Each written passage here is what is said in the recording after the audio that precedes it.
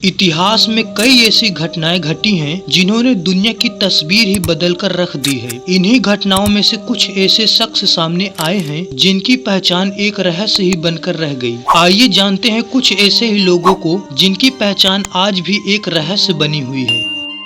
Number 3, रे greaser. 15 अप्रैल 2005 एक व्यक्ति अपने घर से ऑफिस के लिए निकलता है। इस व्यक्ति का नाम रे ग्रीसर है, जो कि अमेरिका के पेंसिल्वेनिया में रहता है। रे काम खत्म करता है और अपनी गर्लफ्रेंड से फोन पर बात करता है और फिर अचानक से गायब हो जाता है। वो भी ऐसा गायब नहीं कि कुछ समय बाद उसका या उसकी मौत का कोई सुराग मिल जाए, बल्कि वो इस तरह गायब होता है कि आज 15 सालों बाद भी उसका कोई अता पता नहीं मिला। अच्छी खासी संपत्ति के मालिक रे के गायब होने के अगले दिन उसकी कार और सेल फोन उसके घर से 55 मील दूर एक नदी के किनारे से बरामद किए गए। कुछ महीनों बाद रे का लैपटॉप और हार्ड ड्राइव भी नदी के किनारे मिला। हार्ड ड्राइव बुरी तरह से नष्ट कर दी गई थी। आमतौर पर खुद में ही व्यस्त रहने वाला रे अपनी मौत के दिन एक अनजान औरत के साथ देखा गया था, जो उसकी गर्लफ्रेंड नहीं थी, और जहाँ उसकी कार बरामद हुई वहीं सिगरेट की राख भी मिली। जबकि हैरान करने वाली बात यह थी कि रे सिगरेट नहीं पीता था। इन सब के अलावा एक सुराग रे के कंप्यूटर से भी मिला। दरअसल रे की ब्राउजिंग हिस्ट्री से पाया गया कि उसने कई बार सर्च किया था कि हार्ड ड्राइव को कैसे नष्ट किया जाता है। इन सब के बावजूद रे का कुछ भी पता नहीं चल सका। कुछ का मानना है कि रे ने खुद को ही खुद से गायब कर लिया, जिससे वो एक नई जिंदगी शुरू कर सके। वहीं कुछ लोग मानते हैं कि रे ने आत्महत्या कर ली। काफी छानबीन के बाद जब पुलिस कोई ठोस सबूत नहीं जुटा सकी तो 2009 में रे को ऑफिशियली मृत्यु घोषित कर दिया गया। आप जब रे के गायब होने की हर कड़ी को जोड़ेंगे तो आपको लगेगा जैसे आप कोई मिस्ट्री फिल्म की कहानी सुन रहे हैं।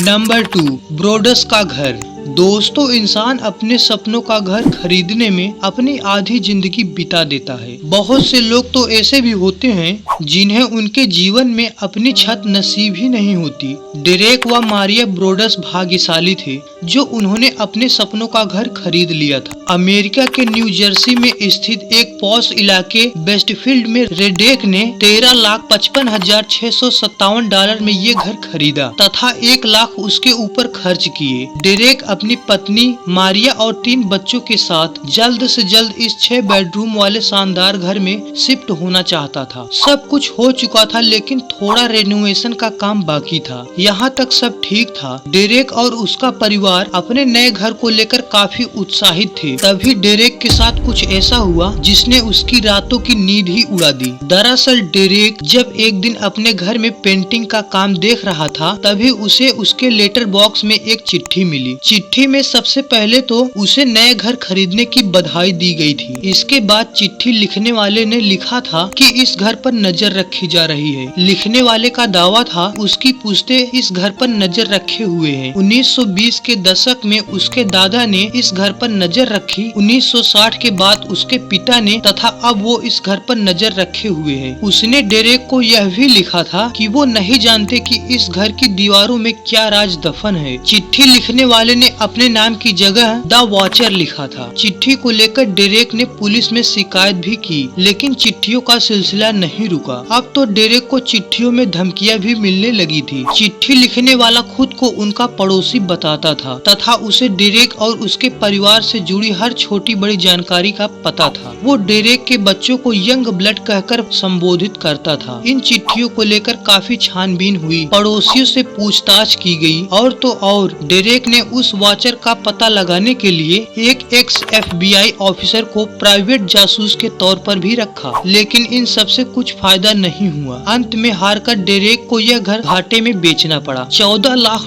से ज्यादा का घर $9,59,000 में बेच दिया। 2016 में आई एक हॉरर मिस्ट्री फिल्म दी वॉचर इसी कहानी से प्रेरित है। Number 3, Timothy pigeon. दोस्तों, बच्चों का गुम हो जाना कोई नई बात नहीं है। कई बार वे किडनैप कर लिए जाते हैं तो कई बार जाने अनजाने घर से बहुत दूर निकल जाते हैं। लेकिन टिमोथी पिजन का केस बाकी अन्य सभी मिसिंग केसों से अलग है। 11 मई 2011 को 6 साल के टिमोथी को हर रोज की तरह उसके पिता ने स्कूल छोड़ा। स्कूल शुरू हुए अभी आधा घंटा ही बीता था कि टिमोथी की माँ एमी पिजन स्कूल आई और स्कूल प्रबंधक चिकित्सक से कहा कि उसके परिवार में कोई दुर्घटना हो गई है, जिस कारण वह टिमोथी को घर ले जाना चाहती है। आखिर एक माँ द्वारा उसके बच्चे को घर ले जाने से किस आधार पर रोका जा सकता था, सो उसे इजाजत मिल गई। हैरान करने वाली बात यह थी, एमी टिमोथी के साथ स्कूल से तो निकली लेकिन घर नहीं पहुंची। किसी को नहीं पता कि उसके बाद एमी अपने 6 साल के बेटे के साथ कहां गई। अगले दिन टिमोथी के पिता जिम पिटजन ने एमी और अपने बेटे के नाम से 2 मिसिंग रिपोर्ट दर्ज कराई, लेकिन पुलिस को एमी जिंदा न मिल सका। गायब होने के 3 दिन बाद यानी 14 मई 2011 को एमी एक होटल के कमरे में मृत पाई गई।